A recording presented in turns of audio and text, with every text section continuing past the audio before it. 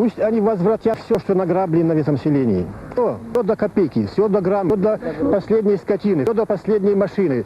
Потому что нет такого международного права, по которому, забрав у меня имущество, вы претендовали на то, что жить рядом со мной. И такое право есть. В Америке... Подождите, я закончу.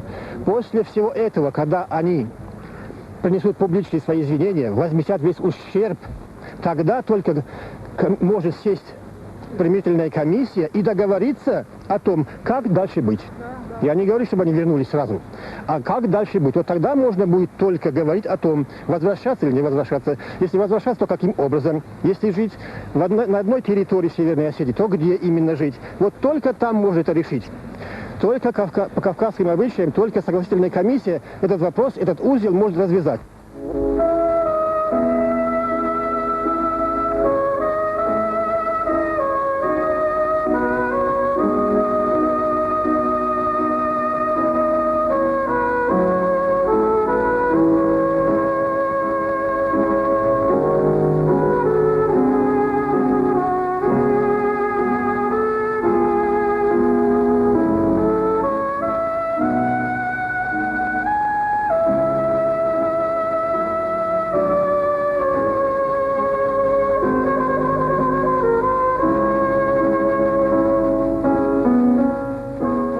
Посмотрите, возьмите это список, сколько у ингушей убито и сколько у осетин убито. Вот, 4 раза больше. Если мы сейчас будем считать, с какой стороны больше потерь, то мы еще больше придем к вражде и ненависти. А вообще путь к согласию есть какой-нибудь? Пусть согласие есть.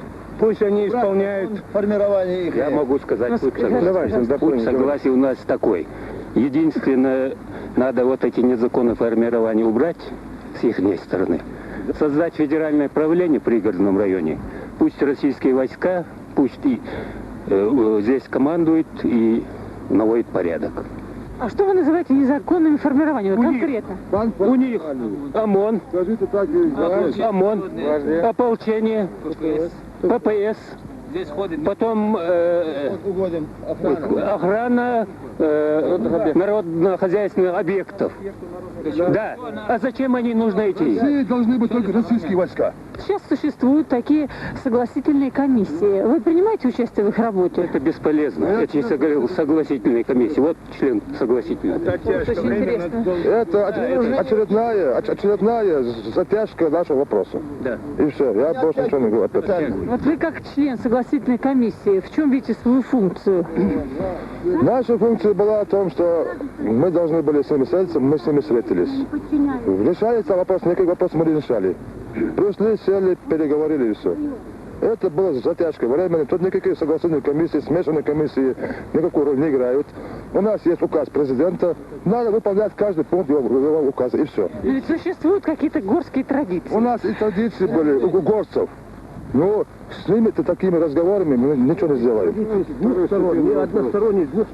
Есть у нас и горские традиции есть у нас совет старейшины, все у нас есть. Ну вот старейшины, что... На уровне совета старейшин у нас все бывает нормально.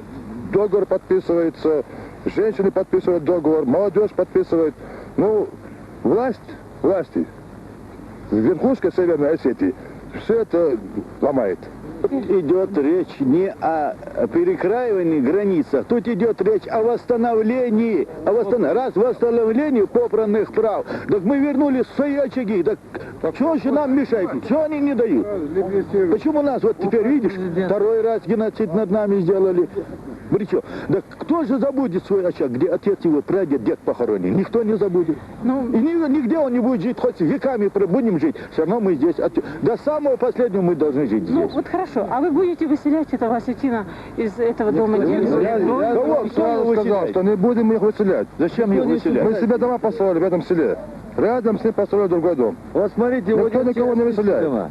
Они целые. Вот они стоят. осетинские. А сейчас проедем на территорию, где жили ингуши среди осетин. Там вы не найдете ни одного дома целого.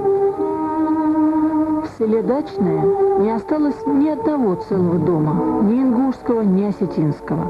Угли взаимной ненависти все еще тлеют в сердцах людей, в любой момент готовы вспыхнуть пламенем мести. Но ведь мстя, человек совершает такое же черное дело, как и его обидчик, только позже по времени. А зло всегда возвращается, и нет конца этому порочному кругу. И все же, слава Богу, по обе стороны есть те, которые понимают, что ни при каких чрезвычайных обстоятельствах нельзя убивать в себе человека. Здесь в городке где-то около 600 человек. Вот только в этом городке.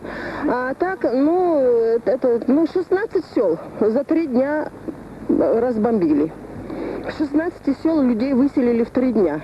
А уже второй год и никакого возвращения и речи о том, что люди вернутся, только разговор. А действия и такого, чтобы кто-то что-то видел, ничего нету. А так, вы знаете, как люди могут жить на улице зимой, вот в таких условиях? Условий никаких нету, помощь есть какая-то, но и 75 тысяч населения оттуда выселено. 75 тысяч населения обеспечить кто сможет?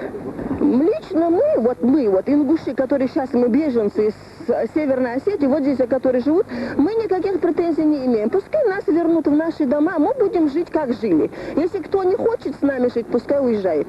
Сегодня, как они заявляют, что нельзя, мы не можем жить. Никакой речи не должно быть о совместном проживании. Но это же не так. Те люди боятся, которые убивали, увозили, насильственно забирали детей. Мы-то их знаем. Вот люди, те, которые этими занимались, боятся того, чтобы мы придем и покажем пальцем на него. Мы не думали, что начнется война. Разве я сидела бы в центре Владикавказа? Дважды выводили мужа, избивали, увели. По сей день судьба неизвестна. Я русская, 5 детей у меня. Прожили мы почти уже 40 лет. Приехали мы с Киргизии, поселились в Осетии, 10 лет там прожили. Жили с соседями очень хорошо. У меня муж ингуш. Соседи, даже я поеду в Чермен, и они разговаривают со мной. И говорят, когда, наконец, вы придете жить? Когда вы придете жить? Мы соскучились. Почему? Другие хотят жить. А которые виновны, которые воровали, грабили, убивали, все там разрушили, конечно, они боятся за это. Мы вернемся, конечно. Мы вернемся обязательно. Мы должны вернуться и будем жить там. Нельзя усугублять тот конфликт, который произошел в Северной Осетии. Мы жили дружно со всеми народами в Осетии, с осетинами, грузинами, украинцами, русскими и всеми другими, и немцами там в том же числе. И поэтому зло порождает зло, месть порождает месть. И никогда она не была зло не было советчиком разума. Должен быть разум. И я обращаюсь ко всем женщинам Северной Осетии, которых настраивают против женщин ингушей, проживавших в том же районе. Призываю к их сознанию, к их благородному слову, потому что я знаю, у них хорошие, чистые, честные сердца и разум. Это та верхушка, которая настраивает их правительство, которое диктует им, и они не по воле своей выступает та кучка экстремистов, которые устраивают этот дебош, беспорядок. Я обращаюсь к их сознанию. Мы жили с вами хорошо, мы будем жить, и будем работать, и будем творить на благо той земле, на которой мы находимся. Мы в составе Великой России. Мы россияне, какой бы нации не были. Никакого межнационального конфликта в Северной Осетии не происходило, потому что в Северной Осетии уже много лет в дружбе, в братстве живут представители многих национальностей. У нас развивается замечательное движение, которое называется «Наша Осетия». И в состав этого движения входят национально-культурные центры «Русь», «Прометей», «Рябуни» и многие другие. А то, что касается происшедшего, то мы это именуем агрессией ингушских национал-экстремистов. Причина этого конфликта была, чтобы вытеснить ингушей, провести этническую чистку, потом заявить о невозможности совместного проживания, а потом долго играть в эти переговоры. Северная Осетия по существу единственная республика не только на Северном Кавказе, на всем Кавказе, куда бегут так называемые русскоязычные люди. У нас же сегодня около 50 тысяч беженцев. Это беженцы из Грузии, беженцы из Армении, Азербайджана, Абхазии, Чечни, Ингушетии. И, наверное, этот факт сам по себе о многом говорит. Из Ингушетии нет беженцев, наоборот пошел приток русскоязычного населения в Ингушетию. Если бы не проблемы жилья, это был бы процесс интенсивный. А во-вторых, в Ингушетии сегодня живут очень до 12 тысяч русскоязычного населения, до 13 тысяч чеченцев и других национальностей. Да, в Ингушетии здесь подавляющее большинство. Но мы даже учли это в своей предвыборной кампании, которая 27 февраля мы дали квоту всем другим национальностям, чтобы не задавить одной национальностью права других национальностей. Мы дали русскоязычному населению 3 места в парламенте гарантированно, и чеченцам 3 места гарантированно, и 21 это будут бороться ингуши. А если еще больше победят, пожалуйста, еще больше. Но чтобы гарантировать, чтобы основная масса ингушей, допустим, в своей избирательной кампании не задавила остальные национальности, то мы дали гарантированно. Спросите, у вас в Северной Осетии есть гарантированные места для русскоязычного населения или других населений? И вот туда и станет вопрос, кто уважает больше права других населений. В Осетии, где об этом только говорят, или в Ингушетии, где-то это делают. Считаете ли вы десятки тысяч ингушских беженцев, которые сейчас находятся на территории Ингушетии, гражданами своей республики? Если да, то как вы намерены решать их проблемы? Во-первых, я не знаю десятков тысяч, и надо еще выяснить, каким образом они стали беженцами. Многие из них за неделю, за 3-4 дня до той агрессии, которая была совершена, о которой они знали, ушли отсюда. Причем ушли не пешком. Шоферы, например, уехали отсюда на большегрузных машинах. Работники органов внутренних дел ушли с оружием, с боеприпасами. Поэтому я считаю, что Кисловодское соглашение очень разумное, надо выполнять полностью. Надо проверить, кто не причастен вот к той кровавой трагедии, которая совершилась на территории именно Северной Осетии. Ведь на территории Ингушской республики никто даже не выстрелил из детской рогатки. Поэтому трагедия произошла на территории Северной Осетии. И североосетинская страна, и в лице руководства, и в лице общественных организаций и движений на себя никакой ответственности за случившееся не может взять. Как вы считаете, на практике можно провести возвращение людей в свои места, если, скажем, осетинское население активно против, и сам, так сказать, сам народ говорит, что нет, с нами ингуши жить не будут? Как можно на практике осуществить этот принцип возвращения? Ну, я хочу сказать так. Во-первых, сам народ это не говорит. Их подстрекают к этому, и у них чувство толпы, которое лжепатриотство. В душе они прекрасно понимают, что и в душе они так не говорят. Это не говорят, когда их соберут по указанию сверху в кучу, они там об этом говорят, и кто громче кричит, то считается более патриотом. Ну, второе, кто не хочет жить с ингушами, пожалуйста, уходите. Тем более, они живут в чужих домах с 1944 года. Уж если по-горски говорить, они должны были давно извиниться перед ингушами за то, что они вошли в их дома и уйти, и как это сделали и в Грузии, и Дагестане, и Ставропольский край. Как вы относитесь к идее кондоминиума? Это совместное владение спорной территорией. Я все эти мудренные выражения и стремление некоторых вот так сходу решать такие проблемы не приемлю. Дело в том, что никакой спорной территории в Северной Осетии нет. Пригородный район, как и все остальные районы Северной Осетии, составная часть Республики Северной Осетии. И в соответствии с Конституцией Российской Федерации, нашей Конституцией, всей территории Северной Осетии может распоряжаться только многонациональный народ этой республики. Ни президент, ни Верховный Совет не имеют права распоряжаться этой территорией. И я бы просил и руководство Российской Федерации, тем более руководство Ингушской Республики, перестать проводить какие-то эксперименты. Я к разным идеям отношусь положительно, лишь бы они давали результат. И считаю, что необходимо на этом этапе не говорить о других каких-то новых формах. Нужно вот первый этап, он должен быть этапом возвращения людей в свои места и стабилизации ситуации до уровня октября 1992 года.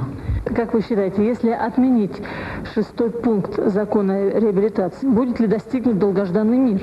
Или наоборот, это приведет к эскалации конфликта? Я считаю, что 3-я и 6-я статьи закона о реабилитации репрессированных народов уже совершили свое коварное дело. Они подвинули ингушских национал-экстремистов вот к тем трагическим событиям, которые здесь произошли. И не только этот закон, ведь был совершенно непродуманно и подготовлен, и принят закон об образовании Ингушской Республики.